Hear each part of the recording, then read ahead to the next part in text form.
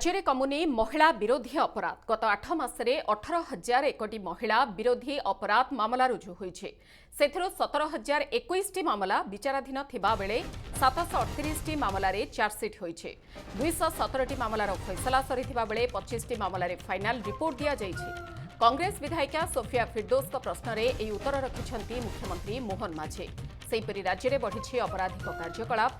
राज्य में 2023 मसीह मोट 1,69,954 धर्तव्य अपराध पंजीकृत होता बेले 2024 में 2,14,113 धर्तव्य अपराध पंजीकृत होइछे।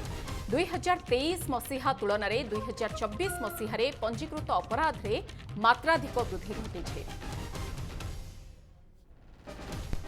जून रु नहीं डिसेम्बर तथ्य 6 मासर 18,001 केसेस रजिस्टर कराई किंतु डिस्पोज केते 217 मात्र माने 1%।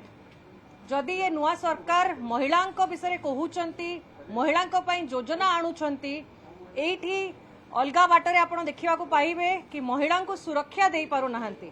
तो एटा गोटे उद्वेगर कथा। एटा निश्चय से दृष्टि रे रखिबे बोली आम समस्तंकर महिला मानकर विश्वास।